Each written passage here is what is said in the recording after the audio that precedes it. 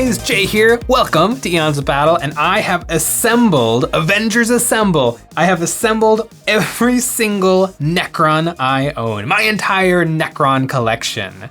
This army is just shy of 5,000 points, and it's a lot of models. The reason it's not more points is because it is very infantry heavy. I do have a fair amount of elites and fast attack, but I don't have that many big expensive vehicles. I mean, if I had the Silent King, that would almost add another 1,000 points.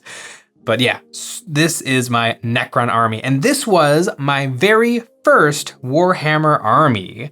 They weren't painted this color. When I first got the very first box of Warhammer I ever bought was a box of Necron death marks. I don't know what happened to it. There is one photo that exists of them, and it is actually after I had repainted them. Originally, I had tried to do the box art poorly, and then after a year or two, I tried to paint them again, and I added red highlights to them. And I took their Synaptic Disintegrator rifle, and I put the glowy green transparent Necron rod in the middle of it. I thought that looked pretty cool. I do not know what happened to those. I lost them. I didn't give them away. I didn't sell them. I lost them somehow. But this army has a lot of firsts. It has some of my very first units. It has my first vehicles. It has my first ever Forge World purchases in these Necron Tomb Stalkers, which I absolutely adore. I have a video on fixing these up. So after I painted them green, I decided I didn't like green and I wanted to come up with my own thing. And so I painted them white and light blue. And a white Necron with a light blue gun on a white base didn't really look like much. If I had it all assembled, it kind of just looked like confetti. It was pretty bad. But now that I've switched it from white to light blue to white to orange, I feel like they really, really pop, especially these Tomb Stalkers. I really, really like them. These guys vanished from the Forge World web store for like a year, and I think they're back. I have no idea what happened to it. I have no idea how Forge World works. I have no idea how Forge World is still around. I love this army so much. These, all of my flayed ones, who I put on 32mm bases, because I was so sure that they would be on 32mm bases when Games Workshop redid them. But nope, they are not. They're still on 25s. They might be on the new 28mm base, which a tiny number of models come with.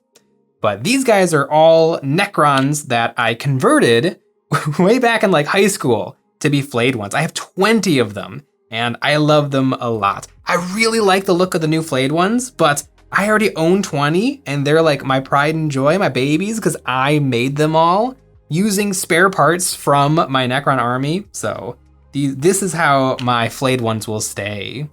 Also, another fun childhood story. This Necron Spider, spelt with a Y because the Necrons are hip like that. This model, this giant wood chip that kind of does just look like a wood chip. I was walking home from school one day and this wood chip was sitting in the middle of the road, and so I was kicking it down the street, and as I was kicking it down the street I thought, you know what? That could be like a little piece of cliff or a mountain. And so I took it home and I glued it onto this guy's base, and that is where it remains until the end of time. It's got like a giant knot in the side of it. It looks like a wood chip, but it also sort of kind of works. So I'm always gonna leave it just like that. It took me years and years to actually finish building these ghost arcs. These are massive, massive models. Most units like a rhino or an orc truck, the standard transport for an army, are these little tiny things. Look at this monstrosity. They're so big that I actually custom made bases because I really don't like the Games Workshop 60mm flying stand. It's okay for a model like a spider that's kind of big, but for models that are enormous, you're just begging for that clear acrylic flying stand to snap. So I made my own out of some wood. And this is not an official Games Workshop size, but I like the look of this oval. I think it works well. I like that there's a base under my models, and this is a big long transport, and so I made a big long base for it. And I think it looks really, really nice. I might get more ghost arcs. I might get maybe some doomsday arcs, and so I think I will replicate these bases if I do, because I really like that look. And speaking of wanting more ghost arcs, I have 80 Necron Warriors. Originally I had 60, and then I got Indomitus, which came with the new Necron Warriors. It came with 20 of the new Necron Warriors, and so now I have 80 Necron Warriors, which is far too many. But 20 more would make it an even 100.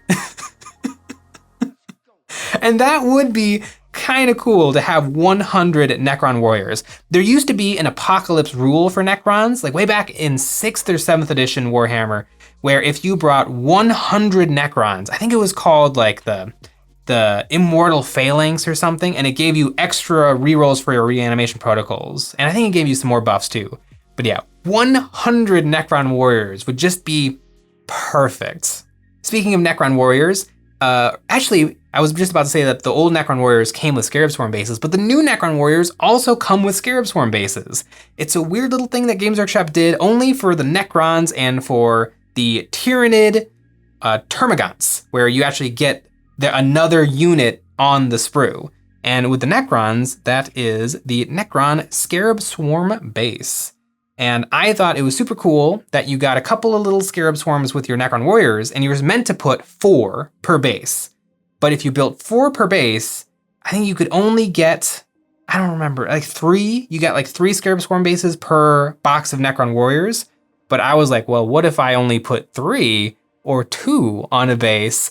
And I had like 30 or 40 Necron Scarab Swarm bases. I had to buy more 40mm bases to put them on, and it was ridiculous. Necron Scarab Swarms are pretty good, but they're not that good. So also in a video, I took all of those Scarab Swarm bases and a whole bunch of the new Necron Scarab Swarms from the Indomitus box, and a smattering of the super retro 2nd edition Necron Robot Raiders, like the really old, boxy, ugly Necrons. There's a couple of those Scarab Swarms sprinkled in, and I piled piles and piles of Scarab Swarms on these bases, and I think they look so much better than just 4 piddly guys, or the way I used to do it, where I would put 2 on a base. I think now they look really, really good. And I have 18, which is plenty. I always have really loved infantry more than vehicles, and so I don't have that many vehicles. Over the years, I have acquired a couple of vehicles, and really the only ones are these Triarc Stalkers. They're called Triarc Stalkers because they're meant to be piloted by the Triarch Praetorians, which are kind of like the police of the Necrons. They kind of exist outside of the Dynasty system. But I never liked the look of these crab things being piloted by one guy, and so I actually took this gun that's supposed to hang off of the bottom, and I switched it to the top. And so now I think it actually looks a lot more like a Necron Canoptech construct. A lot like the Necron Reanimators. Like, it seems like Games Workshop kind of agrees with me that they like unpiloted metal automaton vehicles. But these things are sick. I actually magnetized them all perfectly to have all 3 of the weapon options: the super laser beam, the cannon, and the flamethrower. But I don't know why I decided to do this. I guess probably because I was in high school and I didn't have any money, and so I always wanted to do a good job on the new thing, and I didn't really care that much about the old thing. I cannibalized the magnets off of those parts to put in other models. I think I have all the bits, so maybe one day I could go back and properly magnetize them.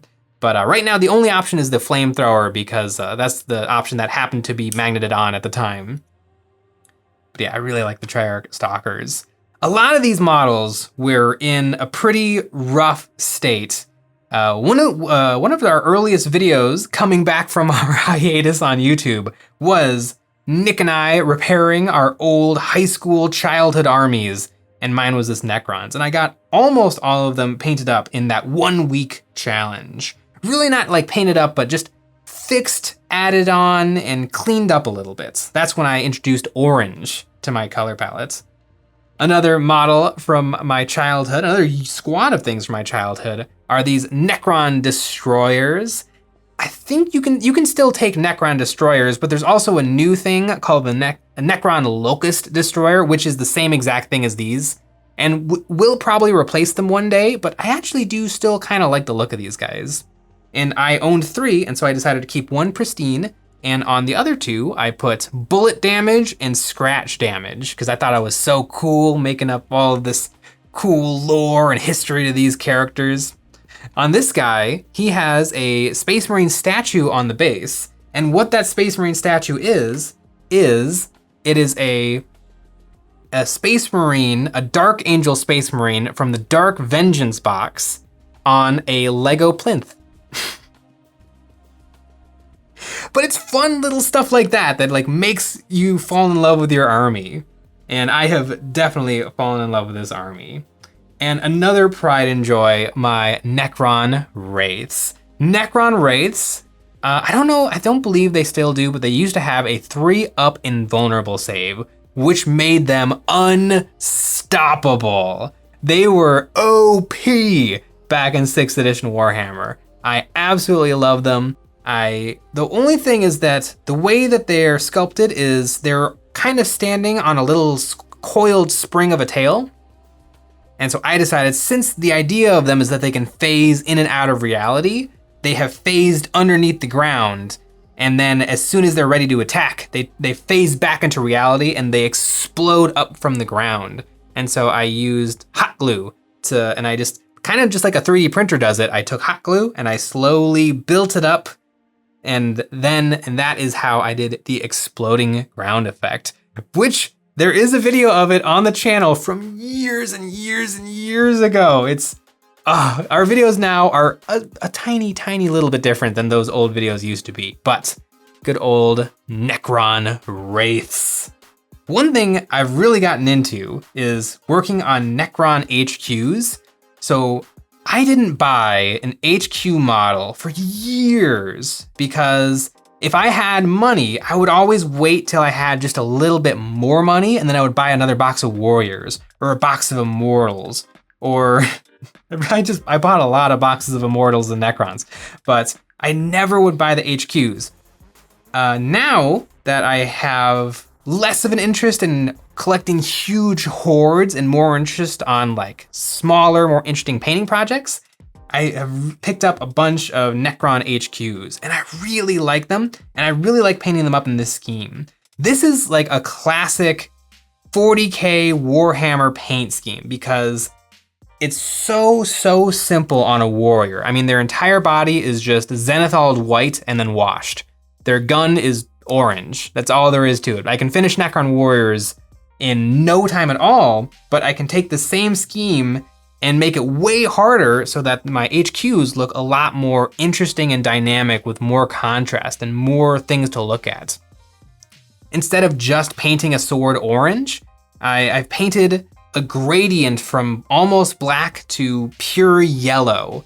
And it looks really interesting when you pick out each individual little panel of their weird hyperphase swords and void sides, war sides, night sides, demon sides. Anyway, I just really like how it looks, and then I take a little bit of ink and I carefully ink line all of the inside so that those parts look like they're glowing bright white hot. I've got a couple of different overlords, I've got some cryptex, I've got all sorts of fun guys, and they still don't take ages to paint up. I mean, they take hours and hours, but it's fun. It's really fun to have beautiful HQs leading kind of average everything else. It really works out to a good looking army that in a way didn't take forever to paint. I mean, they've been painted 3 times at this point, so each model has had hours at the painting desk. But yeah, if I had to replicate this army for some reason, I never would because it was so much work, and I've already experienced it. I would want to experience something else. But if it all burned up in a fire and I had to put it all back together, it actually wouldn't take too long. Another weird eccentricity of this army is my Tomb Blades. Similarly to my Ghost Arc, I really like having base underneath models. And so on my Tomb Blades, I put them on these, I think these are 60mm cavalry bases, which are a little on the small side, but they work perfectly because every part of the model has base underneath it, as opposed to the normal 32mm round flying stand bases, which these guys were on before they all broke. and they would topple forward, they will topple sideways, but now that they have a lot more base in contact with the ground, I find that they're much, much sturdier.